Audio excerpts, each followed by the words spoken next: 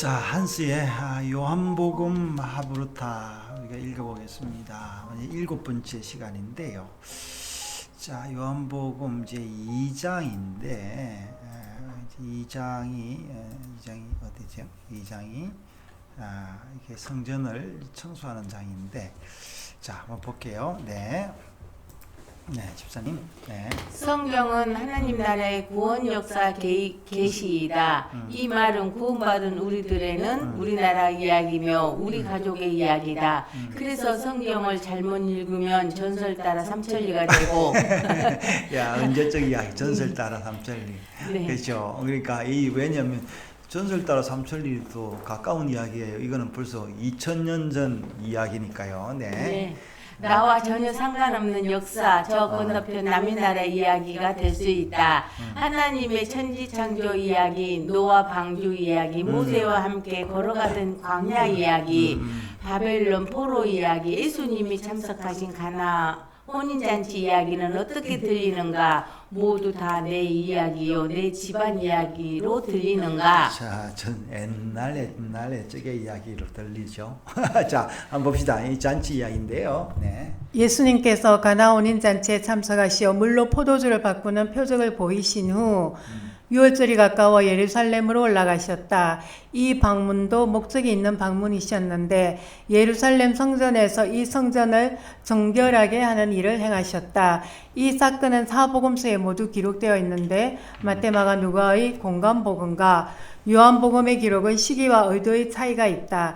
요한복음 사역 초기라 볼 수 있고 공간복음은 사역 말기, 즉 십자가지 시기 전 마지막 한 주간 안의 사건이라 할 수 있다.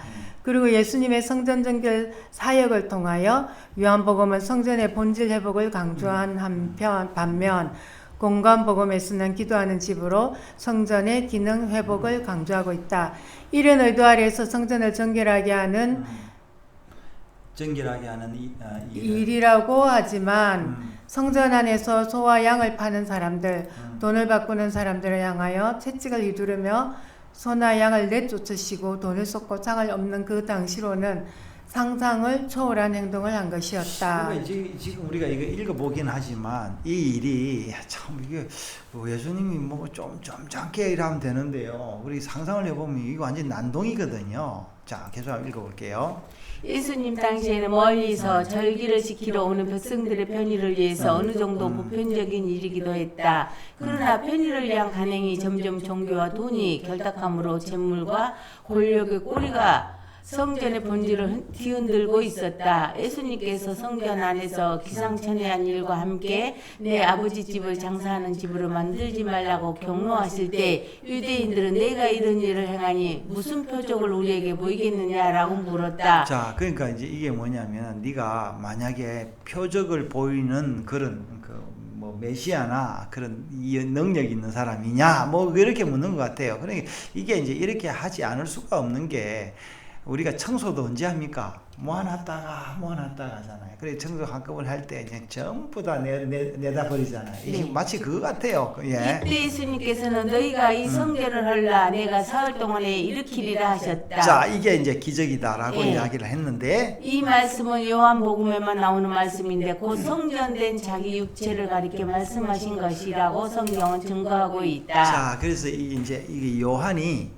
그것을 기억하고 이 기록을 한 것 같습니다. 유대인들은 성전을 정결하게 하시는 예수님께 무슨 표적을 보이겠느냐라고 물었고 예수님께서 이 성전을 헐라 사흘 동안에 일으키리라고 대답하신 이 말씀은 성경 구속사에서 가장 중요한 핵심을 담고 있는 선언이라 할 수 있다. 요한복음에는 예수님의 7가지 자기 선언과 7가지 표적이 나온다. 예수님께서 성전 정결의 사건에서 말씀하신 이 표적은 이 7가지에는 포함되지 않지만 7가지 표적을 다 포함하는 예수님 표적의 모체라 할 수 있다. 요한복음의 표적의 목적은 예수 그리스도께서 하나님의 아들이심을 증거하는 것인데 예수님의 십자가의 죽으심과 부활은 다른 모든 표적의 기초가 되는 것이다. 그리고 성전 정결은 단순히 성전을 청소하고 내부 시설을 고치는 작업이 아니다. 성전을 완전히 헐고 완전히 헐고 다시 재건축하는 것이다. 고대 근동에서는 신자들은 자기 신들의 처소라고 생각했는데 신전들은 네. 자기 신들의 처소라고 생각했는데 성전은 이런 개념이 아닌 것이다. 성경은 성막과 성전의 건축을 명령하면서도 건물보다 더 크신 하나님의 임재를 사모하라고 했다. 네. 하나님께서는 에덴 성전을 창조하셨고 인간이 범죄 후 노아 방주 성전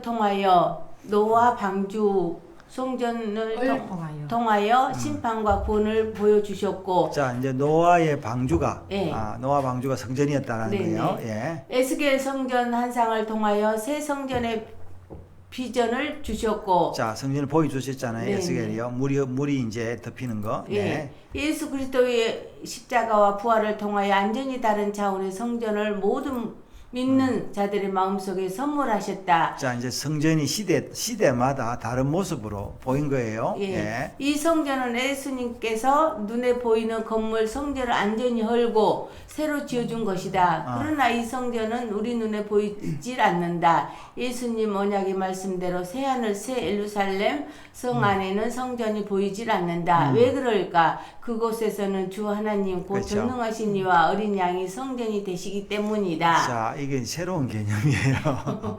예, 이 성전이 그 사실은 이제 우리가 뭐예요?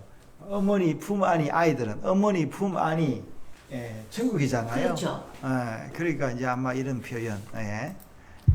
그래서 예수님의 성전 정결 사건은 인류 최대의 사건이요 모든 표적 중 가장 귀한 표적이다. 그리고 바로 나를 위한 표적이다. 예수님께서 직접 그 건물 성전을 헐고 우리 마음속에 영원한 무너지지 않는 새 성전을 지어주신 것이다. 오늘 혹시 우리들은 짐승 소리와 돈 소리가 요란한 가짜 성전을 지으려고 하지 않는가? 하나님의 내로 참 성전이신 예수 그리스도를 마음에 모시고 그분과 함께 참 예배의 자리로 나가자. 자, 예.